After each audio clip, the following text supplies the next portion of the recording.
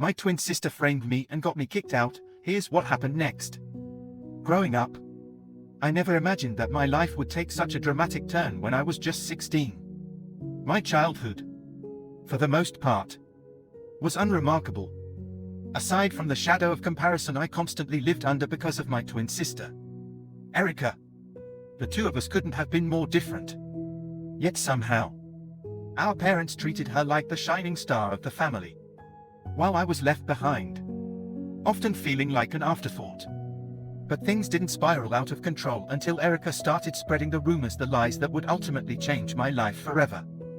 Erica and I, though twins, were nothing alike. She had always been the one with the magnetic personality. People were naturally drawn to her. And I suppose it made sense that my parents thought she was destined for greatness. She was always at the top of her class, winning over teachers and excelling at everything she tried. I, on the other hand, was more focused on sports and hanging out with friends. My grades weren't bad, but they certainly weren't stellar. And my parents made sure to remind me of that every chance they got. It wasn't just school where the differences between us were so glaring. Erica seemed to thrive in any social setting, and her confidence only grew as we got older. She was always the center of attention, effortlessly commanding the admiration of everyone around her. Meanwhile, I preferred to keep a lower profile. I had my circle of friends, my sports, and that was enough for me. Or at least, I thought it was. But Erica saw our differences as a competition, a rivalry that I hadn't even known I was a part of. And when she realized that I had something she didn't, genuine friendships and connections that weren't based on admiration or fear, she grew jealous. That jealousy turned toxic. And before I knew it, Erica had begun to tear me down in the most devious way possible. It started small, almost imperceptible at first. She would make snide comments about me to her friends, little jabs that I could shrug off. But then it escalated. Erica began telling people at school that I was violent, that I had anger issues, and that I had hit her during arguments. It was absurd, of course. And at first, I didn't think anyone would take her seriously. But Erica was a master manipulator. And soon, she had people believing her lies. I remember the first time I realized that people were starting to turn against me. It was subtle at first. Friends who used to laugh and joke with me in the hallways began to pull away.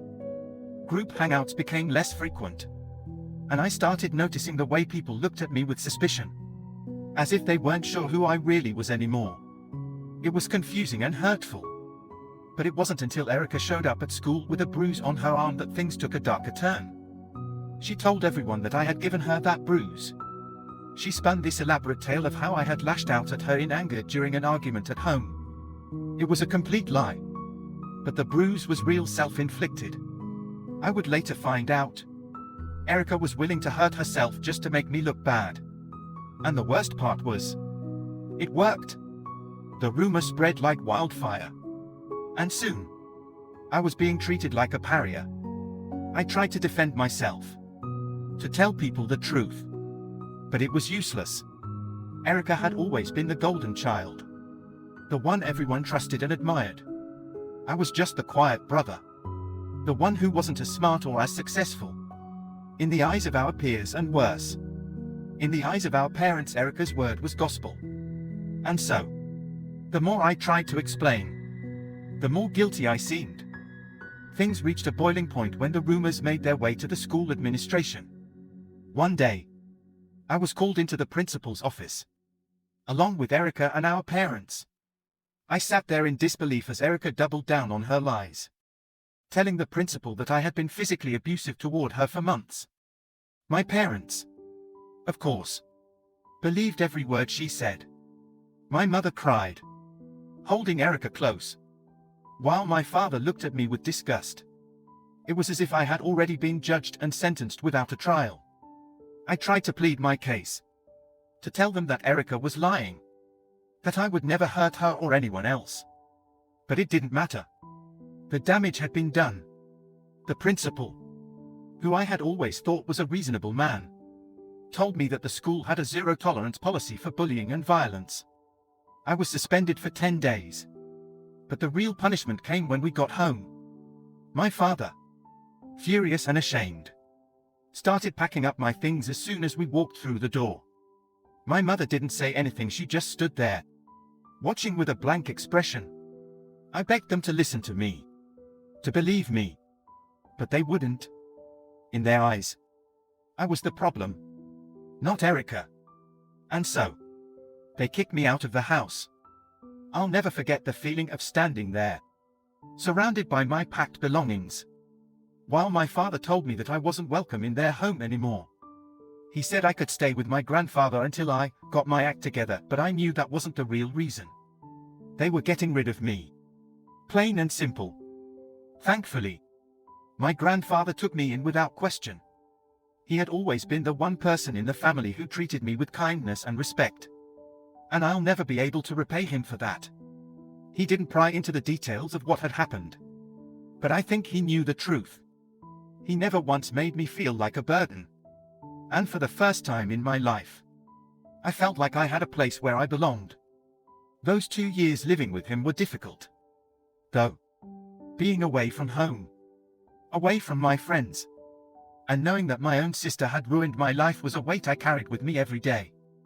I threw myself into sports and school. Anything to keep my mind off the situation. But the whispers followed me. Even after my suspension ended, people still looked at me like I was the villain in Erica's story. I managed to graduate, though my parents didn't even bother to show up to the ceremony. Erica, on the other hand, graduated with honors and was celebrated with a huge party that I wasn't invited to. It hurt, but by that point, I had learned to stop caring. I knew that I was never going to get the validation or love from my parents that I had craved for so long. After high school, I moved across the country to attend college. It was my chance to start over, to leave everything behind and build a new life for myself. And for the most part, it worked. College was a fresh start. No one knew about Erica or the lies she had spread. And for the first time in years, I felt free.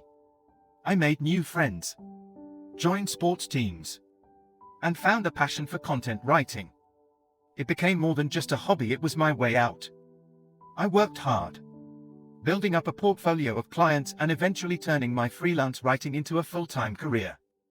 By the time I graduated, I was making enough money to support myself. And I started traveling, working remotely from different places around the world. It was the life I had always dreamed of. And I didn't think about my family much anymore. But then, out of the blue, my father called. It had been over a decade since we had spoken, and seeing his name on my phone sent a wave of anxiety through me. I almost didn't answer, but something inside me told me I had to. To my surprise, my father sounded cheerful. He congratulated me on my success, saying that he and my mother had seen some of my work online and were proud of me. That word proud hit me like a punch to the gut. They had never been proud of me before. Why now? The answer came soon enough. My father explained that they were renovating the house, but money was tight since they had retired. He casually mentioned that it would be nice if I could help out financially, considering how well I was doing. It took everything in me not to laugh. After everything they had put me through, they had the nerve to ask for money? I told him no. I told him that if they wanted my help, they would have to admit the truth about what had happened all those years ago. I wanted them to tell the family and everyone else that Erica had lied, that I had been innocent the whole time. My father didn't respond right away. And when he did, it was clear that he wasn't willing to meet my condition. He said it wasn't necessary to dredge up the past. But I disagreed. If they wanted my help, they would have to face the truth. They didn't call again after that.